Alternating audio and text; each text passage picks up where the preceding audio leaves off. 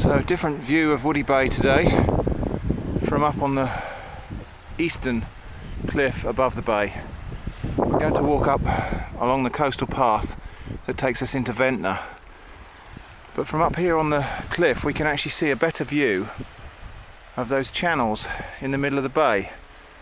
There are several long thin channels that cut right through all the pebbles and boulders, and I think those are probably artificial. I think somebody's cleared the boulders there so that they can beach boats in there, probably not recently, but I think that's probably so fishing boats could be beached in the bay there.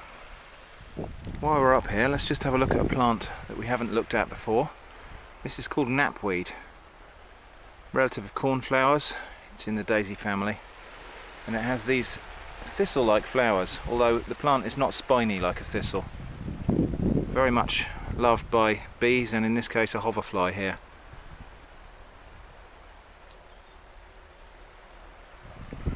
So that's knapweed.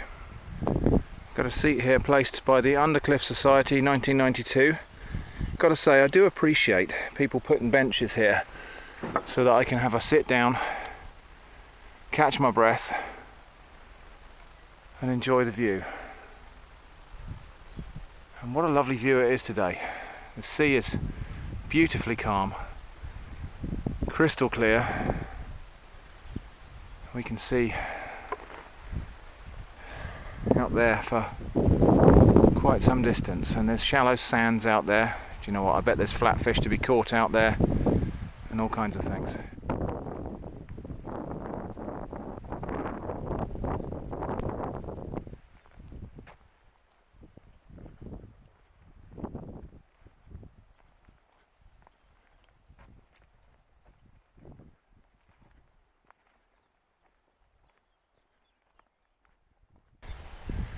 Another memorial bench in loving memory of Michael H. Burgess, 1908 to 1988.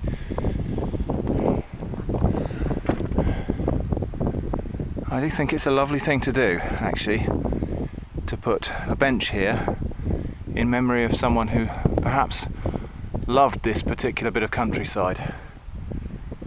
It just helps us to appreciate it. We've got an orchid. Now this is not the common spotted orchid. This is something else. Early purple maybe, or pyramidal orchid. Not really sure. Perhaps we'll identify that. If I can, I will. And down here, these orchids really are a bit special. This is, I believe, a bee orchid. And it's so called because the bottom part of the flower resembles a bee. And this plant achieves pollination by tricking an insect into mating with it. It mimics an insect so that a bee will come along and try and mate with it, or a fly of some sort will try to mate with it and will carry away the pollen. That's really special. That's the first time I've seen these orchids ever, so that's a bit of a special treat, really. Little treats like that are so easily overlooked in a pasture like this. This is a little bit of grassland here, and we've got over there red clover, but also just down there an orchid, and a mixture of all sorts of different wildflowers in here, which if you're not paying attention you just walk right past them. And no country walk in spring would be complete without a look at this plant here, honeysuckle. You may be familiar with this as a garden plant, but it is in fact native, or at least naturalised here in the UK. And one of the things I used to like doing with this as a kid was you pick the stems and you can suck out the nectar from the bottom of the stem there.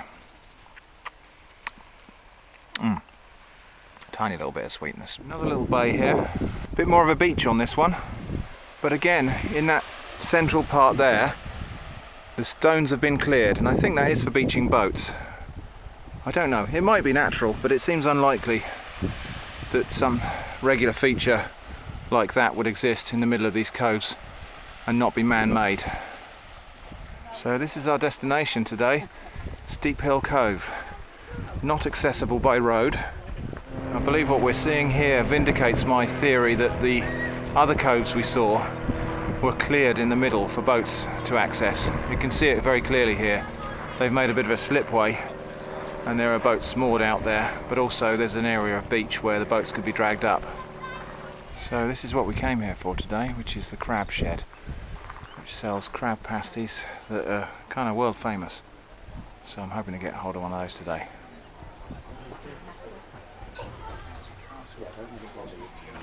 So this is the almost world famous crab pasty here at the crab shed. So I'm going to sign off for a minute now while I enjoy this delicious looking pasty. So that's the crab shed. Crab pasties. Kind of hard to get to, but well worth the visit.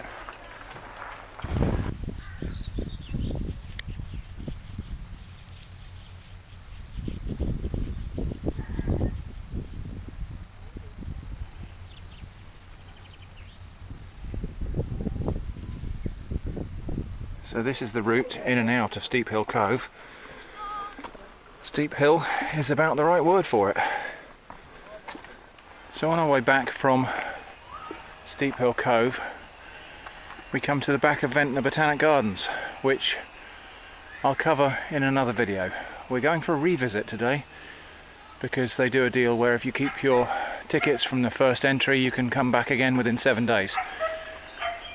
So we're going to go back in for another visit in the Botanic Gardens, and there'll be another video on that subject in a few days.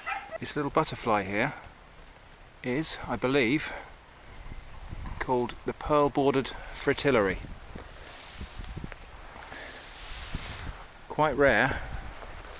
I believe it may only be restricted to the Isle of Wight. Wow, that's a special treat. That makes up for not seeing all those red squirrels. So heading back now along the coastal path, past all the little bays that we passed on the way. The tide's a bit further in now.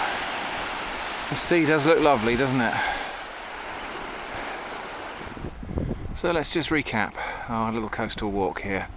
We walked all the way down there to Orchid Cove, which is that first little white house on the hill there, and then onward to Steephill Cove where we had lunch.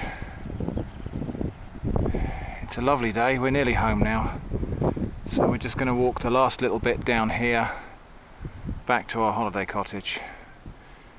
So thanks for joining me on this coastal walk today. I hope you enjoyed it. Thanks for watching, and I hope to see you again soon.